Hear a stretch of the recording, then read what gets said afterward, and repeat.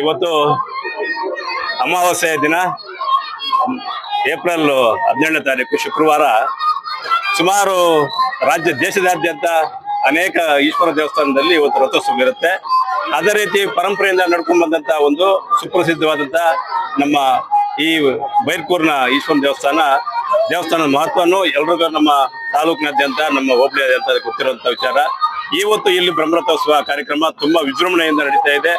ಈ ಒಂದು ಬ್ರಹ್ಮರಥೋತ್ಸವಕ್ಕೆ ಸುಮಾರು ತಾಲೂಕಿನಾದ್ಯಂತ ಸುಮಾರು ಸಾವಿರಾರು ಗಟ್ಟಲೆ ಜನ ಭಕ್ತಾದಿಗಳು ಬಂದು ದೇವರ ಆಶೀರ್ವಾದ ಪಡೆದುಕೊಂಡು ಅವ್ರಿಗೆ ದೇವರ ಕೃಪೆ ಸಲ್ಲಿಸ್ಕೊಂಡಿದ್ದಾರೆ.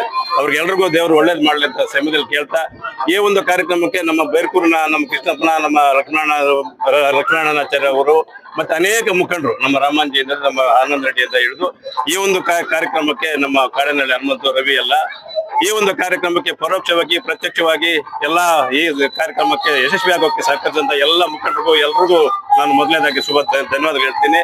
ಈ ಒಂದು ಇಂತಹ ಕಾರ್ಯಕ್ರಮ, ಈ ದೇವಸ್ಥಾನದ ಕಾರ್ಯಕ್ರಮ ಸುಮಾರು ಲಕ್ಷಾರ್ಚನೆ ಕಾರ್ಯಕ್ರಮಗಳು, ಅನೇಕ ಕಾರ್ಯಕ್ರಮಗಳು ಈ ದೇವಸ್ಥಾನದ ಹತ್ರ ನಡೀತಾ ಇದೆ. ಈ ದೇವಸ್ಥಾನ ತುಂಬಾ ಮಹತ್ವವಾದಂತ ದೇವಸ್ಥಾನ ಅಂತ ಎಲ್ರಿಗೂ ಗೊತ್ತಿರತಕ್ಕಂಥ ವಿಚಾರ.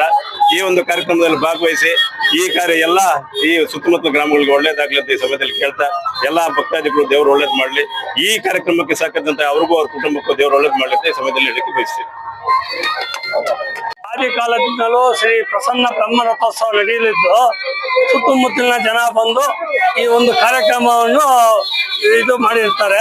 ಈ ಒಂದು ಕಾರ್ಯಕ್ರಮಕ್ಕೆ ಕೊತ್ತೂರು ಮಂಜಣ್ಣ, ಕೋಲಾರ ಶಾಸಕರಾದಂತ ಮಂಜಣ್ಣವರು ಹಾಗೂ ಬ್ಲಾಕ್ ಕಾಂಗ್ರೆಸ್ ಆದಿನಾರಾಯಣ ಅವರು ಪ್ರೋತ್ಸಾಹದಿಂದ ಇಷ್ಟು ಜೋರಾಗಿ ಮಾಡೋದಕ್ಕೆ ನಮ್ಗೆ ಸಹಾಯವಾಗಿರ್ತದೆ.